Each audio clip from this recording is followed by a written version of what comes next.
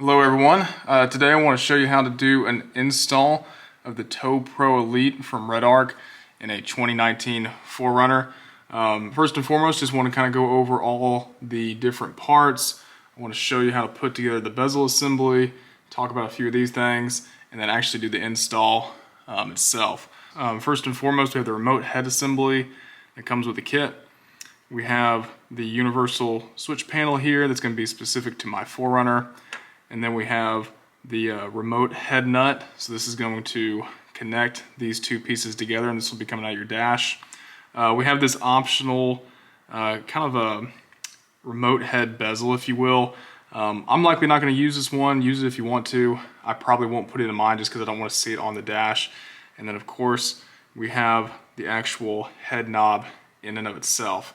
This here is the main unit. So this is the actual kind of brains of the whole operation. This is what you're going to be mounting somewhere out of sight in your vehicle. We'll get to this a little bit later. The kit does come with these two cables. This cable is going to be the main unit wires and connector cable.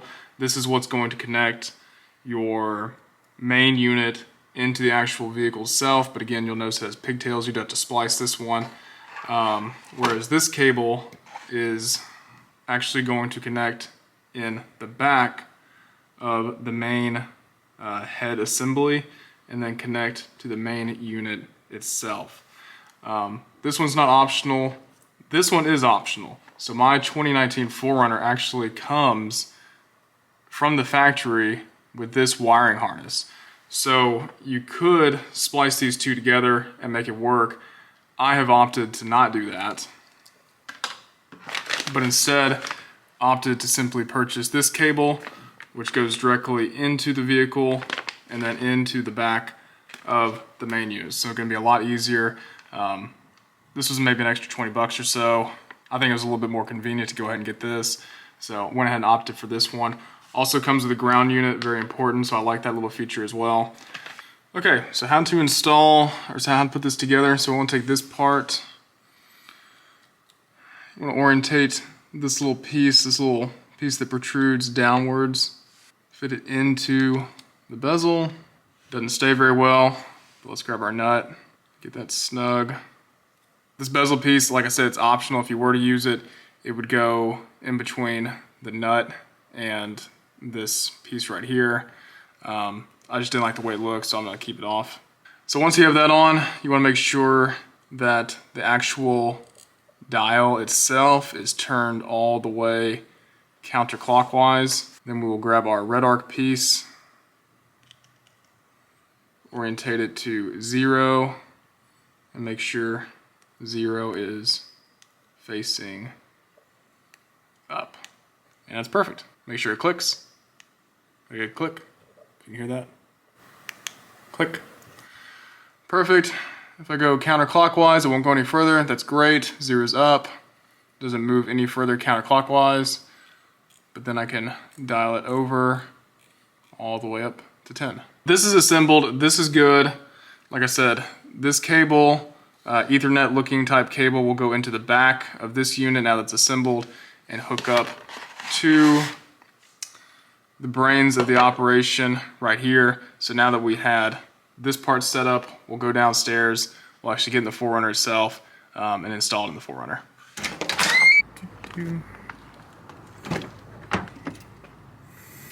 What we're gonna need to do is remove this lower panel, remove this panel, and then that should give us access to pull away this panel here. And then we may have to pull out this panel right here because I want to put my little dial right here. I may put it over here. I have a few options, but I think I like it right there the best. Another thing you're probably gonna need is this little trim removal piece, just to make your life a little bit easier. First up.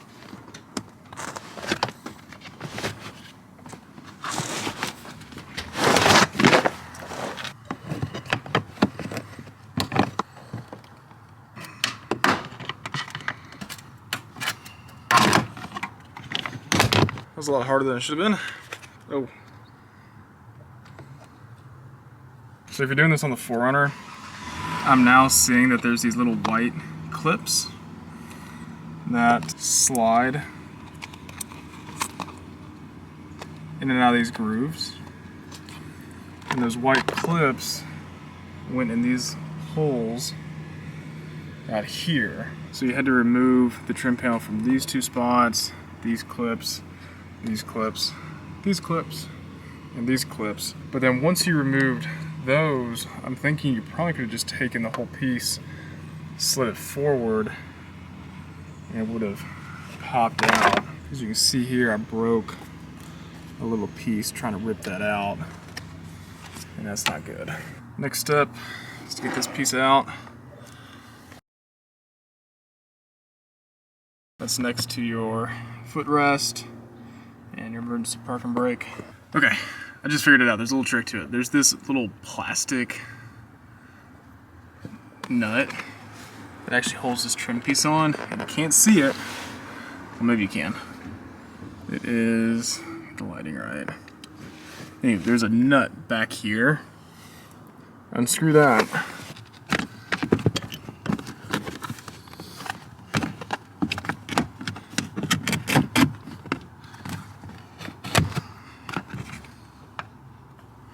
Cool.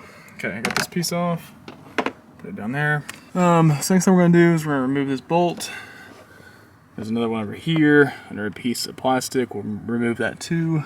10mm socket.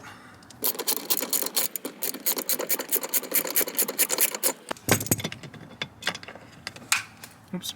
And let's do the same thing over here.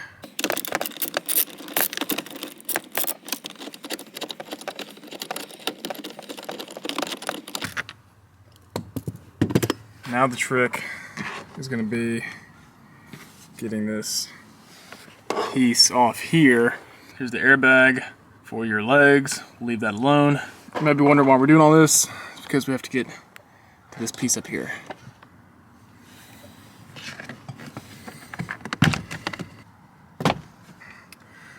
So the option I'm tempted with is just to mount this little guy over here, because I have good access to everything right here. But I really wanted it to go over here. So, I don't know. That wouldn't be a bad place. Might do that. Let's pop that in there and see what it looks like. Okay guys, we've run into a snag. This is what I took out of the dash panel of the 4Runner, and it is not the same size as what was sent to me. This little guy, it's actually a pretty big guy, will not fit in here. Too big, does not go.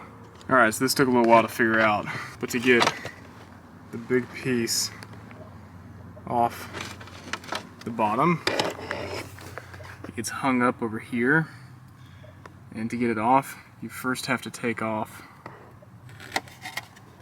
this piece of trim, and this is pretty easy. Just grab it and yank it.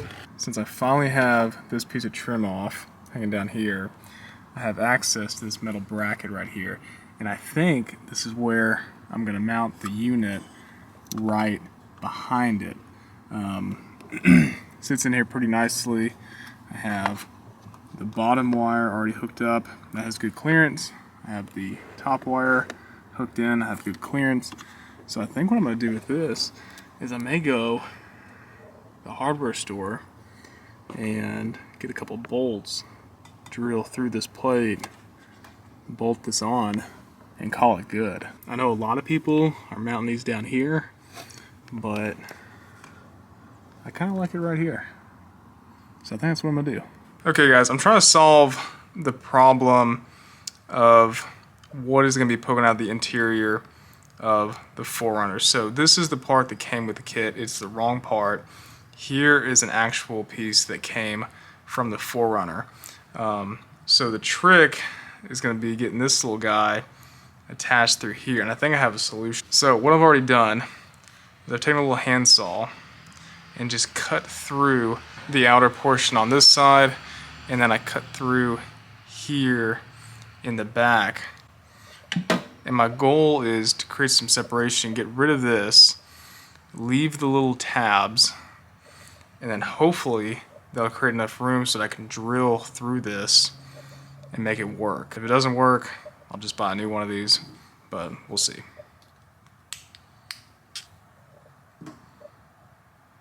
Cool.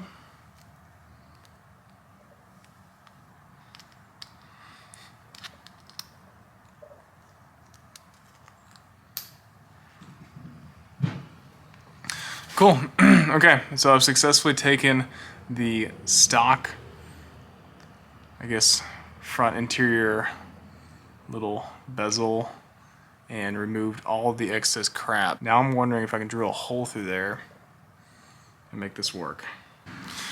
Okay, a little bit of an update. So I've removed even more material out of the center because I need this piece to get up very, very, very flush with the edge piece right there. So I'm trying to remove as much material in the center to get it down and flush to the front. Still not sure if this is gonna work, but we're gonna give it the best try we got. I think we're making some pretty good progress. I got the back about as cleaned out as it's gonna be. I used a little mini saw, used a pocket knife. This piece fits decently nice down in here. I might have to do a little bit more cleaning, but now we're trying to get the front hole drilled out. I'll keep using a drill bit, getting a little bit bigger every time, and then also using a pocket knife, kind of clean out that inside. I'm just trying to shave away little bits at a time. So I took my little saw, came in here and made a cut. I'm gonna grab it, my pliers, just bend and twist it away. So as you can see, it looks pretty bad on the back side. Pretty messed up, but front side looks pretty good. Alright guys, it took a lot of work, but I finally was able to take the stock bezel and attach the back unit to it. Let's go pop it in, see if it works. Went to the hardware store, got some nuts and bolts. We're gonna take a drill some holes through this panel, and I already have this all hooked up. We're gonna slide this in behind here and attach it. Alright, took a little figuring, but I was able to get 2 bolts drilled in. I accidentally drilled a third one, don't need it, because that sucker is in there. If I can get the focus. He is in there and not moving. So, get the cord up here, hooked into our little guy back here that we made. We got the trim back in. We have this hooked up behind here. Everything's reconnected.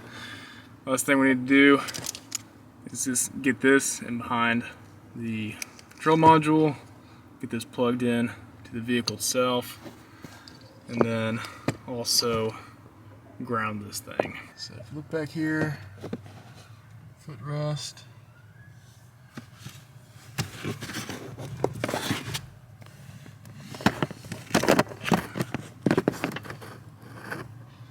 See a little gap there, a little white guy above the footrest. That's where we're gonna connect our wiring harness into. So I got this hooked in behind. Now I just need to tidy up this cord and get this grounded.